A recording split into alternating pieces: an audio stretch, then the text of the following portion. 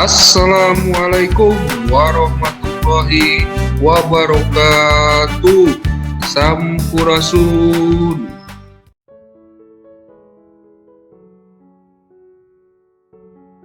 Hai semuanya, bagaimana kabarnya hari ini? Semoga tetap baik-baik saja dan tetap semangat untuk belajarnya ya. Sekarang kita belajar tema 8, Bumiku, subtema 2, Bumiku dan musimnya untuk kelas 6, SD Negeri 2 Tipa. Pada pembelajaran yang pertama, kita akan belajar menentukan gagasan utama dan informasi penting pada paragraf. Setelah membaca teks non-fiksi, kita tentukan gagasan utama dan informasi penting paragraf. Ayo kita baca teks non-fiksi berikut. Penyebab banjir. Banjir menjadi bencana yang sering terjadi di beberapa wilayah Indonesia. Banjir terjadi hampir setiap tahun. Banjir di Indonesia disebabkan oleh beberapa faktor. Banjir dapat disebabkan oleh faktor alam dan ulah manusia. Faktor alam penyebab banjir adalah peningkatan curah hujan di musim penghujan. Curah hujan yang meningkat menyebabkan hujan terus mengguyur beberapa wilayah. Akibatnya, penampungan sumber air menjadi penuh dan meluap. Luapan air tersebut merupakan penyebab terjadinya banjir. Faktor ulah manusia penyebab banjir sangat beragam. Salah satunya adalah rendahnya kesadaran masyarakat dalam menjaga kebersihan lingkungan. Banyak masyarakat yang masih membuang sampah di sungai. Sampah yang menumpuk di sungai dapat menyebabkan tersumbatnya aliran air. Jika aliran air sungai tersumbat, air dapat meluap sehingga menyebabkan banjir. Selain itu, pembangunan pemukiman warga di sekitar sungai juga menjadi penyebab banjir. Pembangunan tersebut menyebabkan pendangkalan dan penyempitan badan sungai. Sungai yang sempit dan dangkal menjadi tidak bisa menampung banyak air. Ketika musim penghujan, air pun meluap dan menyebabkan banjir. Kita sudah membaca teks berjudul Penyebab Banjir. Sekarang kita akan menentukan gagasan utama dan informasi penting setiap paragraf. Kita bisa menuliskannya dalam peta pikiran seperti contoh berikut. Paragraf pertama, gagasan utamanya yaitu banjir sering terjadi di Indonesia. Informasi pentingnya, banjir terjadi setiap tahun. Kedua, banjir disebabkan oleh faktor alam dan ulah manusia. Paragraf kedua, gagasan utama peningkatan curah hujan menjadi faktor alam penyebab banjir. Informasi pentingnya, yang pertama, peningkatan curah hujan menjadi hujan terus-menerus. Yang kedua, akibat hujan turun terus, penampungan sumber air meluap. Paragraf ketiga, gagasan utamanya yaitu faktor ulah manusia penyebab banjir beragam. Informasi pentingnya, 1. Banyak masyarakat yang membuang sampah di sungai. 2. Tumpukan sampah di sungai dapat menyumbat aliran air. Sedangkan di paragraf keempat, gagasan utamanya pembangunan permukiman di sekitar sungai menyebabkan banjir. Informasi pentingnya, 1. Pembangunan permukiman di bantaran sungai menyebabkan pendangkalan dan penyempitan. Yang kedua, informasi pentingnya, sungai yang dangkal dan sempit tidak bisa menampung banyak air. Kita sudah menentukan gagasan utama dan informasi penting setiap paragraf pada teks. Sekarang kita akan membuat ringkasan sesuai teks non-fiksi tersebut. Gagasan utama dan informasi penting setiap paragraf dapat kita gunakan untuk membuat ringkasan. Kita bisa menuliskannya dalam satu paragraf seperti contoh berikut. Banjir sering terjadi di Indonesia. Banjir dapat disebabkan oleh faktor alam dan ulah manusia. Faktor alam penyebab banjir adalah peningkatan curah hujan.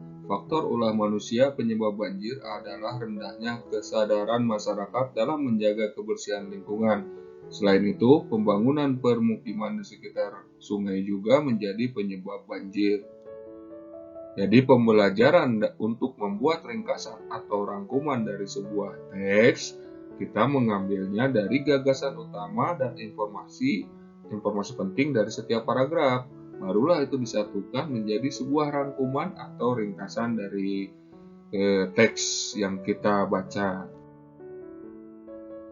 Sekarang kalian baca teks berikut, kemudian tentukan gagasan utamanya di setiap paragraf. Perbedaan musim. Beberapa negara di dunia memiliki musim yang berbeda. Ada negara yang memiliki 2 musim. Contoh negara yang memiliki 2 musim adalah Indonesia. Ada juga negara yang memiliki 4 musim. Contoh negara yang memiliki 4 musim adalah Jepang. Perbedaan musim di beberapa negara dipengaruhi oleh iklim. Negara beriklim tropis akan memiliki 2 musim, yaitu musim penghujan dan kemarau. Sementara itu, negara beriklim subtropis akan memiliki 4 musim, yaitu musim panas, dingin, semi, dan gugur. Perbedaan musim di beberapa negara menjadi ciri khas masing-masing negara. Misalnya, dengan musim berbeda, makanan pokok di beberapa negara berbeda. Selain itu, kebiasaan di beberapa negara juga berbeda. Kalian telah membaca teks non-fiksi yang berjudul Perbedaan Musim. Nah, sekarang kalian tentukan gagasan utamanya dari setiap paragraf. Paragraf yang ke-1 apa gagasan utamanya, kedua apa, dan yang ketiga apa gagasan utamanya. Silahkan tentukan gagasan utama dari teks non-fiksi yang berjudul Perbedaan Musim tersebut. Perbedaan musim di bumi. Beberapa wilayah di bumi memiliki musim yang berbeda. Perbedaan musim tersebut disebabkan poros bumi miring 23,5 derajat terhadap garis eliptika saat berevolusi. Akibatnya, bagian-bagian bumi menghadap sinar matahari dengan rentang waktu berbeda. Musim di suatu wilayah bergantung pada iklim. Zona iklim di bumi ditentukan menggunakan garis lintang. Garis lintang adalah garis khayal yang membentang horizontal di atas permukaan bumi. Garis lintang membelah bumi menjadi belahan bumi utara dan selatan. Garis lintang berpusat pada garis lintang 0 derajat. Garis lintang 0 derajat disebut juga dengan garis khatulistiwa, garis ekuator atau garis lini. Garis lintang yang terdapat di belahan bumi utara disebut garis lintang utara, disingkat LU. Sementara itu, garis lintang yang terdapat di belahan bumi selatan disebut lintang selatan, disingkat LS. Supaya lebih paham, kalian perhatikan gambar berikut mana yang masuk garis lintang utara, mana yang termasuk garis lintang selatan.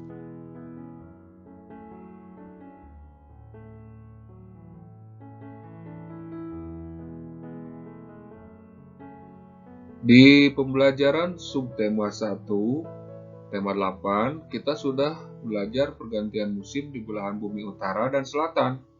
Di belahan bumi utara dan selatan terdapat 4 musim. Tidak sebuah negara mengalami 4 musim.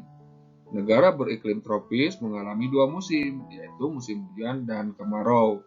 Negara beriklim tropis terletak di sekitar garis khatulistiwa. Nah, sekarang kita pelajari pergantian musim di Indonesia. Di Indonesia, musimnya ada 2, yaitu musim kemarau dan hujan. Musim kemarau biasanya terjadi pada bulan Maret hingga bulan Agustus. Bertiup angin muson timur yang sifatnya kering. Sedangkan untuk musim hujan biasanya terjadi pada bulan September hingga Februari. Bertiup angin muson barat yang banyak membawa uap air. Sekarang kita lanjutkan ke pembelajaran 2. Pada pembelajaran 2, materi yang pertama akan dibahas yaitu tentang gerak bulan. Pada malam hari tertentu, kita bisa melihat bulan di langit.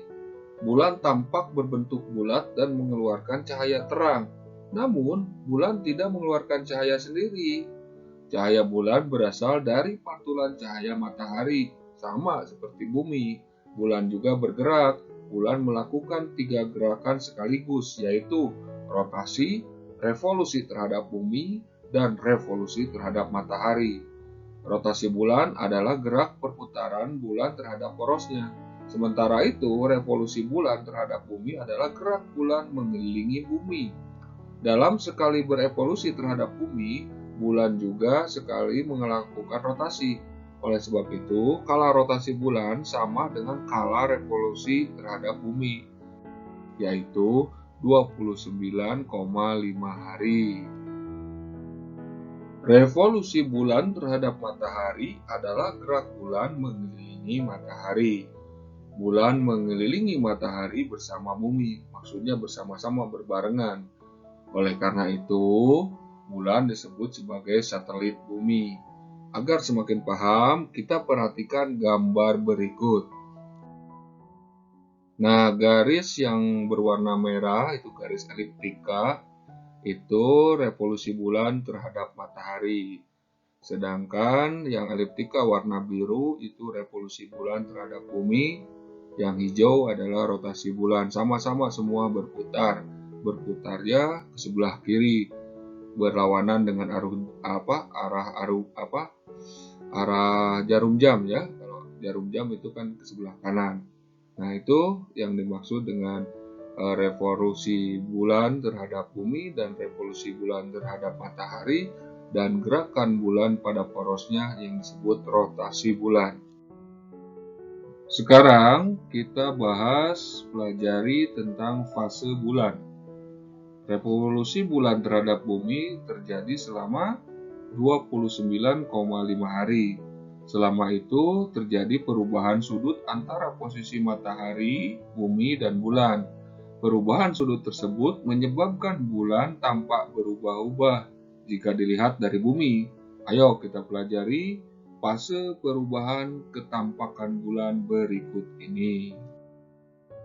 Hari ke-1 disebutnya fase bulan baru, tidak kelihatan bercahaya ya, bulan dari bumi tidak tampak. Terus kemudian hari ke-4 itu fase bulan sabit, berbentuk seperti sabit tampaknya. Yang hari ke-8 ada fase bulan separuh. Selanjutnya fase bulan cembung, itu terjadi pada hari ke-11. Dan hari ke-14, ke-15, ke-14, dan ke-15 itu terjadi fase bulan purnama. Yang selanjutnya hari ke-17 disebut fase bulan cembung. Hari ke-21 disebut fase bulan separuh. Kelihatan bulannya bercahaya, tampak bercahaya dari bumi itu hanya separuh atau setengah. Hari ke-25 disebut atau terjadi fase bulan sabit. Itulah fase-fase bulan. Di tema sebelumnya kita sudah belajar mengenal tari tunggal dan tari berpasangan. Sekarang kita belajar tentang mengenal tari berkelompok. Kan sudah dipelajari berdasarkan jumlah penari, tari dapat dibedakan menjadi beberapa bagian, yaitu tari tunggal, berpasangan, dan berkelompok. Nah, apa tari berkelompok? Tari berkelompok adalah tari yang dibawakan oleh 3 orang penari atau lebih. Jadi yang penarinya 3 orang ke atas, lebih dari 3, dan atau 3, itu disebutnya tari berkelompok. Kalau sendirian, tari tunggal. Kalau berdua, tari berpasangan. Ada beberapa tari berkelompok yang ada di Indonesia, bermacam-macam ya. Yang akan dipelajari di sini ada 4 macam. Ayo kita pelajari beberapa tari kelompok berikut ini. Yang pertama, tari bedaya ketawang. Yang kedua, tari serimpi. Yang ketiga, tari pakarena. Yang keempat, tari gantar. Selanjutnya, ayo kita kenali keempat macam tari kelompok tersebut. Tari bedaya ketawang adalah tari daerah yang berasal dari Surakarta, Jawa Tengah, dan digerakkan atau ditarikan oleh 9 penari wanita. Musik pengiringnya yaitu musik ketawang yang dialunkan dengan seperangkat gamelan Jawa. Gerakannya halus cenderung lembut, sedangkan busananya pakaian basahan yang meliputi kain dodot, samparan, dan sonder ya. Pementasannya tarian ini adalah tarian sakral yang dipentaskan setahun sekali dalam upacara penobatan raja baru atau peringatan penobatan raja. Tarian ini juga menyangkut pemujaan dan persembahan kepada Sang Pencipta. Jadi tari budaya Ketawang ini termasuk tarian yang sakral dan dipentaskannya juga tidak sembarangan, hanya dipentaskan setahun sekali. Dan jumlah penarinya juga tidak sembarangan, harus pas 9 orang dan harus perempuan. Itulah tari budaya Ketawang. Selanjutnya tari serimpi. Tari serimpi berasal dari Yogyakarta. Ditarikan oleh 4 orang atau lebih yang terdiri dari perempuan semua ya. Terus musik pengiringnya adalah gamelan Jawa. Gerakannya pelan, anggun, dan lemah gemulai yang menggambarkan kesopanan dan kehalusan budi. Busananya baju tanpa lengan berwarna cerah dan kain jaring. Pementasannya pada awalnya hanya ditampilkan di Keraton Yogyakarta dalam acara kenegaraan dan peringatan kenaikan tahta sultan. Tarian ini dianggap sakral dan bersifat mistis kalau dulu ya pada awalnya. Kalau sekarang, tarian ini ditampilkan untuk menyambut tamu dan acara budaya. Itulah tari serimpi, tari daerah yang berasal dari Yogyakarta. Tari Pakarena adalah tari daerah dari Sulawesi Selatan yang terdiri dari 4 penari perempuan. Kalau dulu ya, 4 penari. Kalau sekarang bisa lebih. Musik pengiringnya adalah alat musik berupa gandrang dan puik-puik. Nanti kalian cari di internet apa itu gandrang, bagaimana itu puik-puik. Gerakannya tercipta dari gerakan-gerakan putri-putri kayangan yang turun ke bumi. Jadi terinspirasi dari gerakan-gerakan putri kayangan yang turun ke bumi. Terus busananya baju bodo berwarna merah yang dilengkapi aksesoris seperti tokeng itu kalung, kemudian bangkara, anting, karo-karo tedong atau gelang, silepe, ikat pinggang, kutu-kutu, hiasan kepala, kipas, pinang goyang di bagian kepala, dan sarung sutra. Selain itu, penari membawa properti berupa kipas. Pementasannya kalau dahulu tarian ini dipertunjukkan sebagai salah satu media pemujaan kepada para dewa. Namun kalau sekarang tarian ini berfungsi sebagai media hiburan saja. Itulah tari Pakarena, tari daerah yang berasal dari Sulawesi Selatan. Selanjutnya tari gantar yang berasal dari Kalimantan Timur. Penari wanita berkelompok. Jadi tidak ada ketentuan jumlah penarinya, cuman termasuk tari kelompok. Musik pengiringnya musik tradisional khas suku Dayak. Gerakan-gerakan tarinya, gerakan gantar ya, menggambarkan orang yang sedang menanam padi. Tongkat menggambarkan kayu penumbuk untuk membuat lubang di tanah. Sementara itu, bambu berisi biji-bijian melambangkan benih padi dan wadahnya. Kalau di kita di Jawa Barat itu kalau mau nanam padi itu ngasek ya istilah dalam bahasa Sundanya. Terus busananya untuk tari gantar ini busananya kain tenun Dayak benuak dari serat doyo atau ulap doyo serta menggunakan properti tongkat yang disebut senak dan bambu pendek disebut kusak.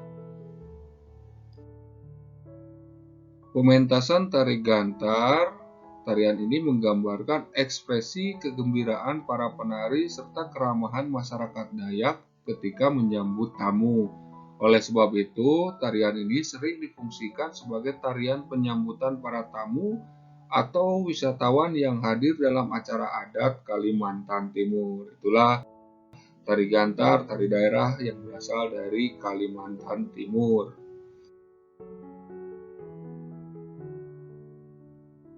Kita lanjutkan ke pembelajaran 3.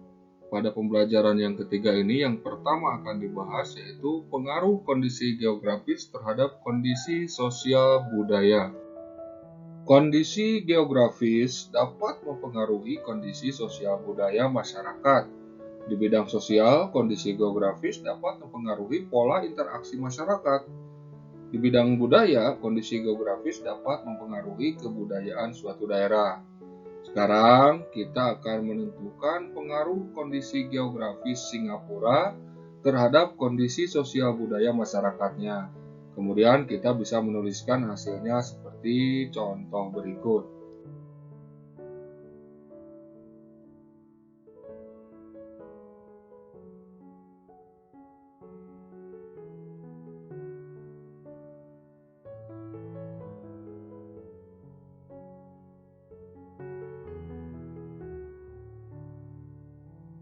Apakah kondisi geografis bisa mempengaruhi sosial budaya? Tentu saja bisa. Contohnya kondisi geografis Singapura sangat strategis. Singapura berada pada posisi silang jalur pelayaran negara-negara di Asia Timur, Asia Barat, Afrika, Eropa, Amerika, dan Australia. Dengan kondisi geografis tersebut, budaya Singapura banyak terpengaruh oleh budaya dari negara lain.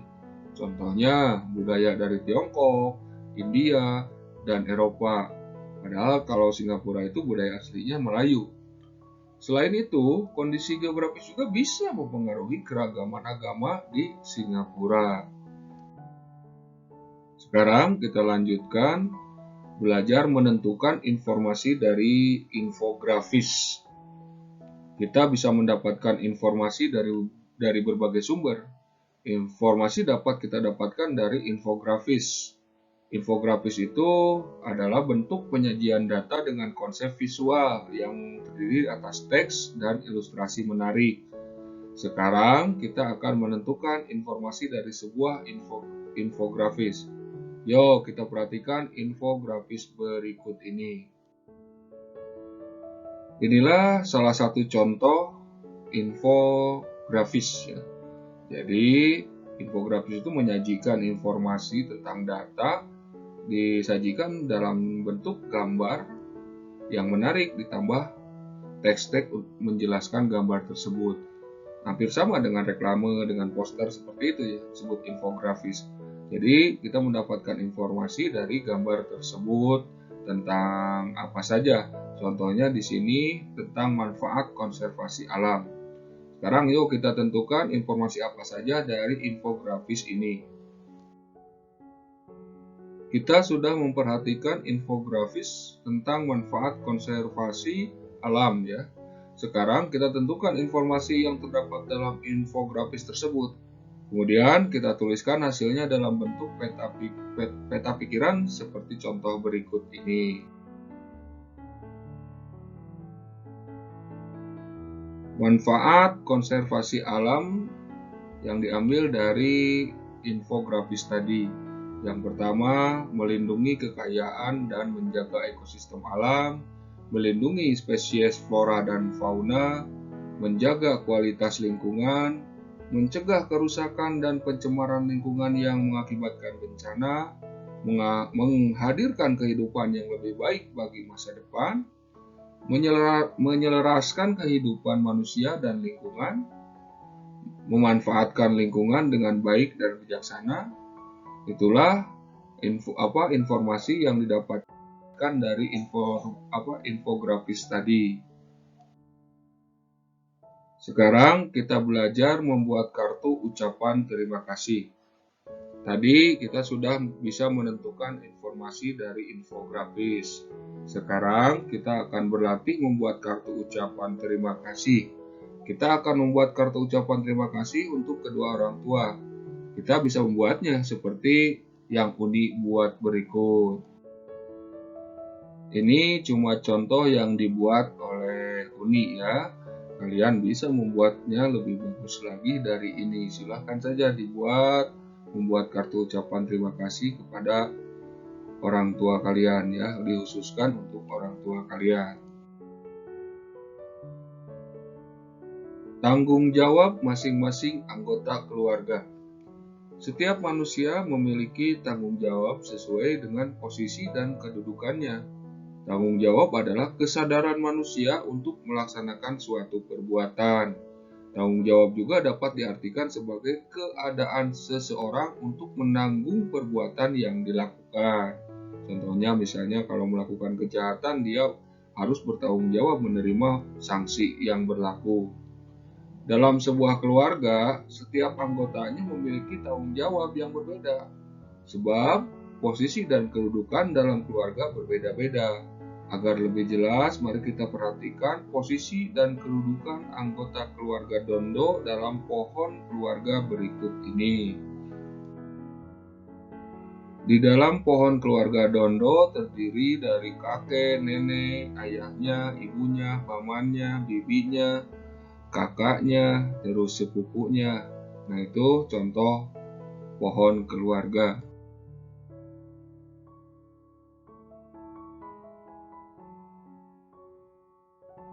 Kita lanjutkan. Sekarang materinya tanggung jawab masyarakat dalam menjaga lingkungan. Silakan perhatikan dan amati infografis berikut.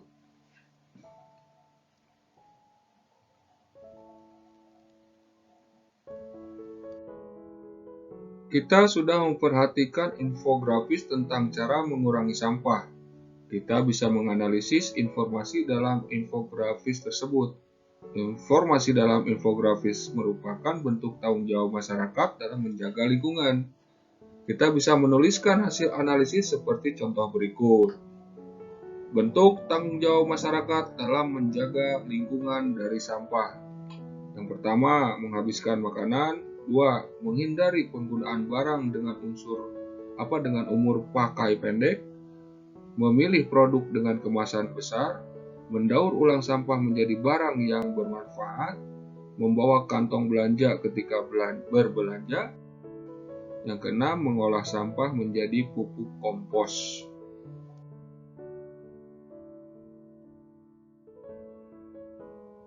Kita lanjutkan ke pembelajaran 4 tentang hubungan kondisi geografis dan sosial budaya Vietnam.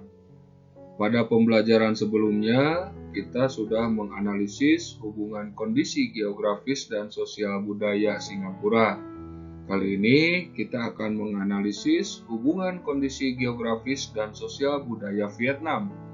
Kita dapat menuliskannya dalam kartu informasi seperti contoh berikut ini.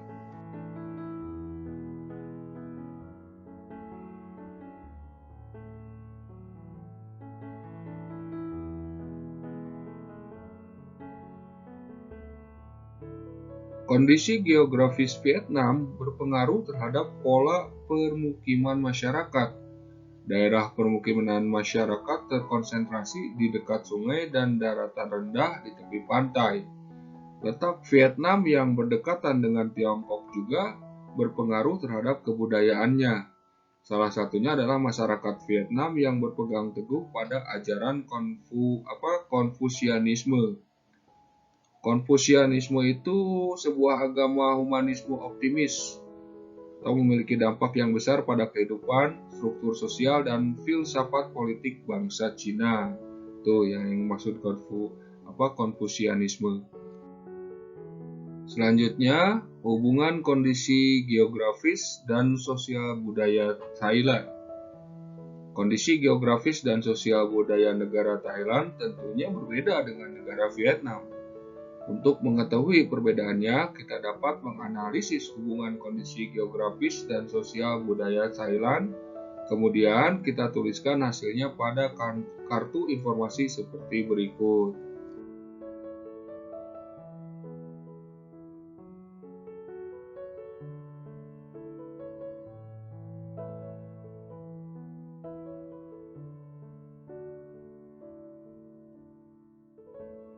Kondisi geografis Thailand berpengaruh terhadap pola permukiman masyarakat.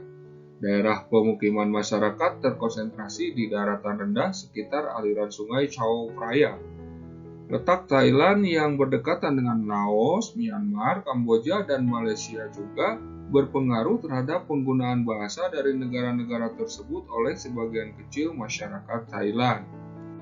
Sekarang, kalian menjawab pertanyaan sesuai teks. Baca teks non-fiksi berikut, kemudian jawab pertanyaannya. Pembangunan sektor pertanian di Asia Tenggara. Pertanian dapat menjadi sektor yang menumbuhkan perekonomian di kawasan Asia Tenggara.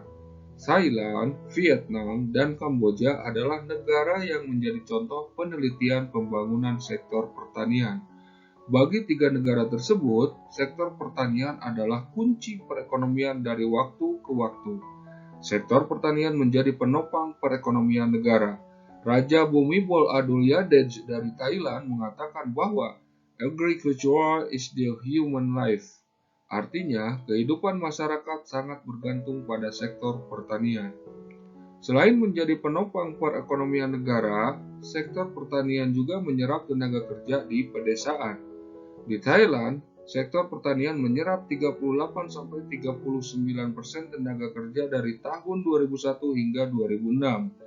Sektor pertanian juga menyerap tenaga kerja yang di PHK saat krisis ekonomi regional melanda Thailand tahun 1997 sampai tahun 1998. Sementara itu, menurut Kamboja Data World Bank tahun 2005, sekitar 75% sampai 85% penduduk bekerja pada sektor pertanian. Sektor pertanian, terutama padi, menjadi sumber pendapatan utama bagi mayoritas petani di Thailand, Vietnam, dan Kamboja. Tiga negara tersebut memiliki kelebihan sumber daya alam, misalnya daerah delta Sungai Mekong, merupakan kawasan subur untuk budidaya tanaman padi. Kawasan ini sering disebut sebagai rice bowl karena menjadi penghasil beras utama. Produksi pertanian di negara-negara kawasan DAS Mekong menjadi andalan utama untuk mencukupi kebutuhan penduduknya. Saat ini, Thailand menjadi produsen beras pertama terbesar di dunia. Meskipun tiga negara tersebut dikenal sebagai negara pengekspor beras, mereka tetap mengalami fluktuasi produksi beras. Di Vietnam dan Kamboja, produksi beras sempat menurun ke level terendah ketika kedua negara mengalami perang saudara. Peperangan telah membuat rusaknya lahan pertanian dan infrastruktur penunjang seperti saluran irigasi. Setelah perang berakhir, produksi beras bisa bangkit kembali. Sekarang, jawablah pertanyaan-pertanyaan berikut ini sesuai teks. Jadi, jawabannya tinggal mencari di teks yang sudah dibaca. Mengapa sektor pertanian sangat strategis untuk menumbuhkan perekonomian negara? Di Asia Tenggara, negara manakah yang memiliki kelebihan sumber daya alam? Berapa persen tenaga kerja yang diserap sektor pertanian pada tahun 2001 sampai 2006? Mengapa daerah delta Sungai Mekong dikenal dengan istilah rice bowl? Negara manakah yang menjadi produsen beras pertama terbesar di dunia? Selanjutnya, sekarang kita akan membahas hak untuk mendapatkan kehidupan yang layak. Setiap negara di Asia Tenggara memiliki keunikan masing-masing, namun ada persamaan di antara negara-negara Asia Tenggara. Persamaan tersebut adalah setiap warga negara berhak mendapatkan kehidupan yang layak. Di Indonesia, hak mendapatkan kehidupan yang layak tertuang dalam Undang-Undang Dasar 1945 Pasal 27 Ayat 2. Pasal tersebut menyatakan tiap-tiap warga negara berhak atas pekerjaan dan penghidupan yang layak bagi kemanusiaan. Setiap warga negara harus mengusahakan untuk mencapai penghidupan yang layak. Penghidupan yang layak dapat terwujud jika kebutuhan pokok terpenuhi. Kita tidak boleh hanya bergantung kepada pemerintah. baik pemerintah maupun warga negara memiliki tanggung jawab dalam mengusahakan kehidupan yang layak. Pemerintah wajib menyediakan lapangan kerja, sedangkan setiap warga negara harus memenuhi syarat sebagai tenaga kerja. Jadi jangan hanya meminta, tetap kita harus memenuhi kewajibannya supaya bisa memenuhi syarat sebagai tenaga kerja. Pemerintah dan warga negara memiliki andil yang sama dalam mencapai kehidupan yang layak. Semua memiliki tanggung jawab yang harus dilaksanakan. Jika kedua pihak tidak bertanggung jawab, jumlah pengangguran akan meningkat. Ketika pemerintah telah melaksanakan tanggung jawabnya, setiap warga negara wajib meningkatkan kemampuan dalam bidang pekerjaannya. Kita sudah tahu setiap warga negara bertanggung jawab untuk mendapatkan kehidupan yang layak. Banyak kegiatan yang dilakukan sebagai upaya untuk mewujudkan kehidupan yang layak. Ayo, kita pelajari kegiatan sebagai perwujudan tanggung jawab untuk mendapatkan kehidupan layak berikut. Supaya mendapatkan perwujudan kehidupan yang layak, ada tanggung jawabnya. Yang pertama, menempuh pendidikan. 2. Mendirikan usaha baru. 3. Mengikuti pelatihan keterampilan. 4. Mencari pekerjaan yang lebih baik. 5. Memperluas promosi usaha yang ditekuni. Itu contoh-contohnya perwujudan tanggung jawab untuk mendapatkan kehidupan yang layak. Kita lanjutkan ke pembelajaran 5. Dalam pembelajaran 5 yang akan dibahas pertama yaitu tentang gerhana bulan. Bumi dan bulan memiliki ukuran yang lebih kecil daripada matahari. Ketika bumi terkena cahaya matahari, terbentuk bayangan sangat panjang dengan arah menjauhi matahari. Bayangan yang terbentuk terdiri dari dua jenis bayangan. Ada bayangan yang sangat gelap, disebut umbra atau bayangan inti. Ada juga bayangan kabur atau disebut bayangan penumbra. Semakin jauh dari bumi, bentuk umbra akan semakin kecil dan bentuk penumbra semakin besar. Gerhana bulan terjadi ketika posisi matahari, bumi, dan bulan membentuk garis lurus. Saat gerhana bulan, posisi bumi berada di antara matahari dan bulan. Gerhana bulan terjadi pada malam hari ketika bulan purnama. Ada dua macam gerhana bulan, yaitu gerhana bulan sebagian dan gerhana bulan total. Gerhana bulan sebagian terjadi ketika sebagian bulan masuk ke dalam umbra. Gerhana bulan sebagian berlangsung sekitar 6 jam. Sementara itu, gerhana bulan total terjadi ketika seluruh bagian bulan masuk ke dalam umbra.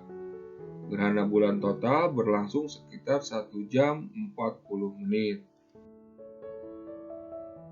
Gambar yang pertama tentang gerhana bulan sebagian. Posisi matahari dan bumi lurus.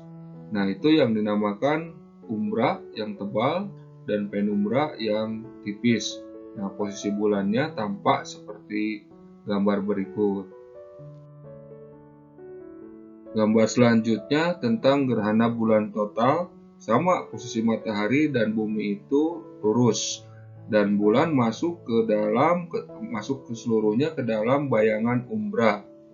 Supaya lebih jelas, silakan tonton video berikut ini tentang gerhana bulan dengan menggunakan alat peraga.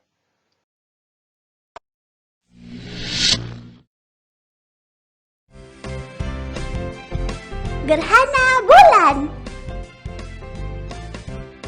Halo teman, kali ini kita akan mencari tahu terjadinya gerhana bulan menggunakan alat peraga. Alat peraga ini terdiri dari 3 komponen utama, yaitu bumi, bulan, dan matahari. Seperti yang kita tahu, bumi berevolusi mengelilingi matahari. Di sisi lain, bulan berevolusi mengelilingi bumi. Saat bumi dan bulan berevolusi, akan tiba di mana bulan Bumi dan matahari berada pada posisi sejajar atau membentuk garis lurus. Akibatnya, bulan tidak mendapatkan sinar matahari karena terhalang oleh bumi. Itulah yang disebut gerhana bulan, teman. Berikut ini merupakan beberapa fakta tentang gerhana bulan yang perlu kamu ketahui.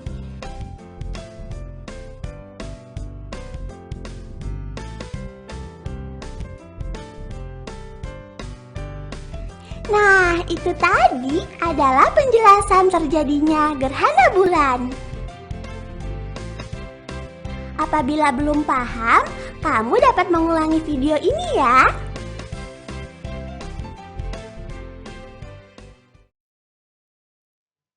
Ini adalah kartu informasi yang telah kita pelajari tentang gerak bulan dan gerhana bulan. Kalian pelajari dan pahami.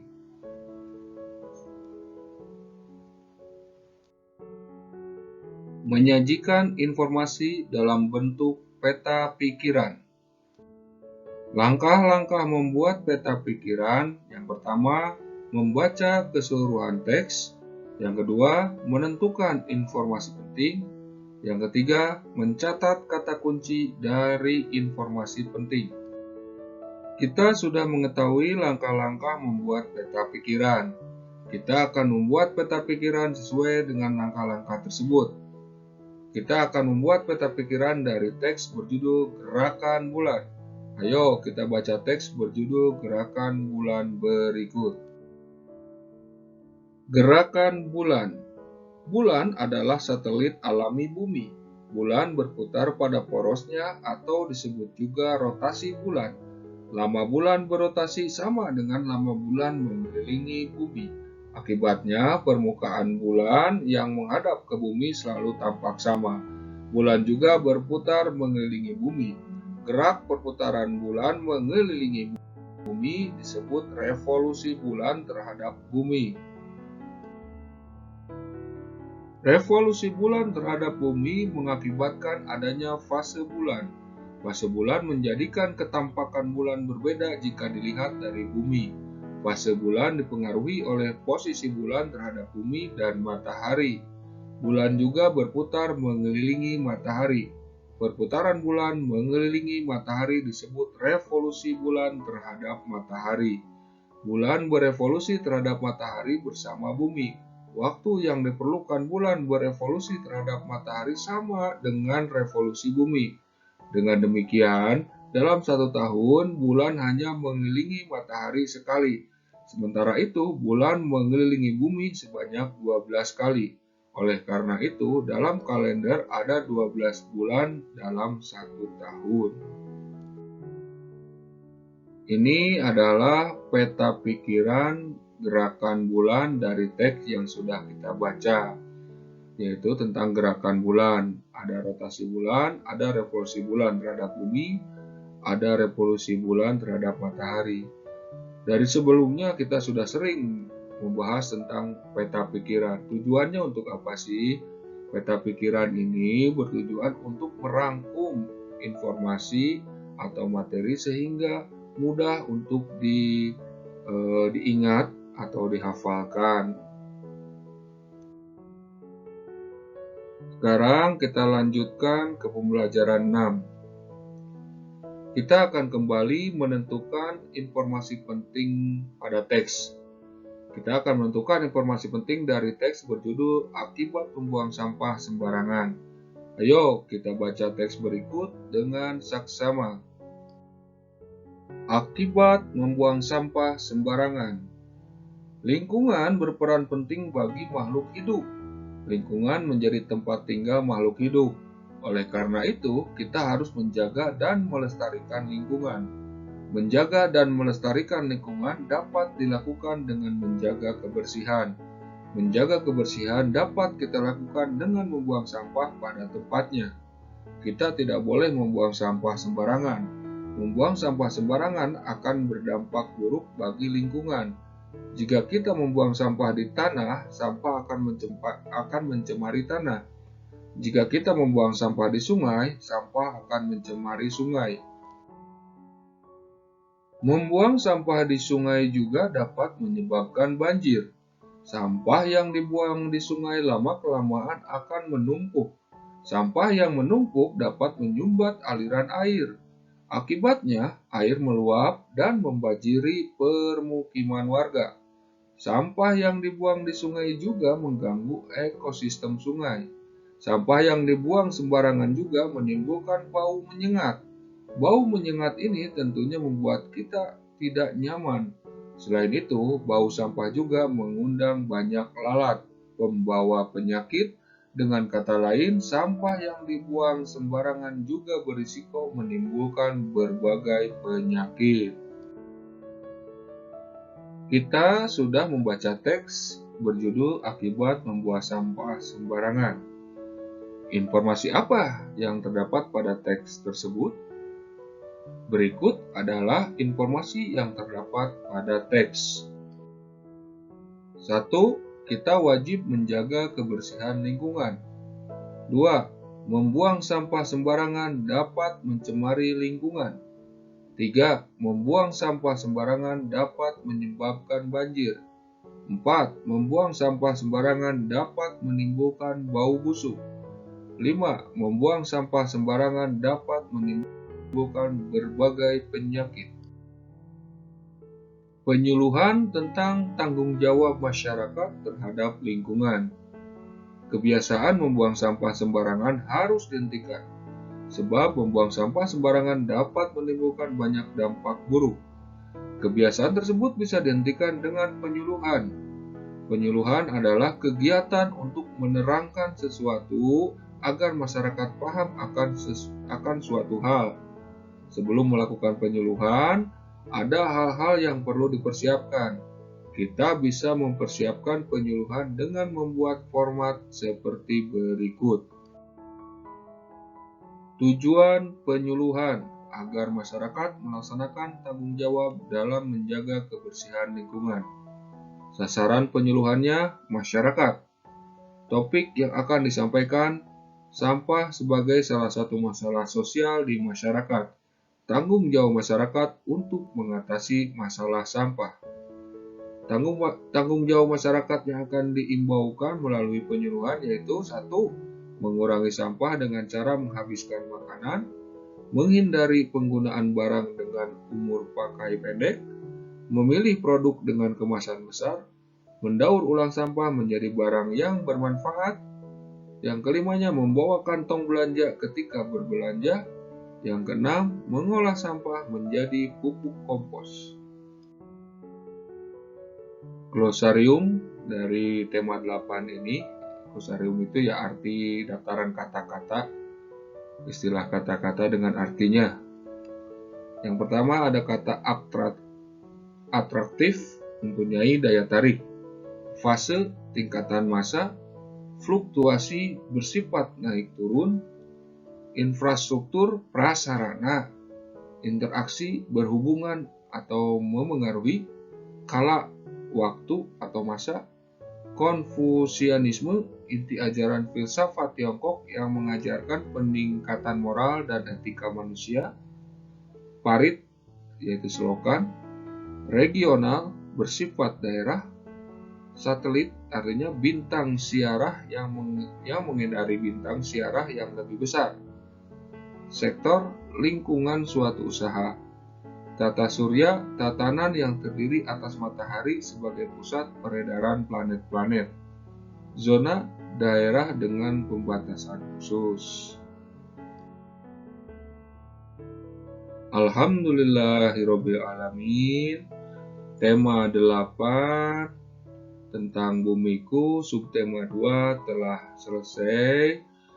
Dan di pertemuan selanjutnya kita akan melaksanakan penilaian harian. Tetap semangat ya.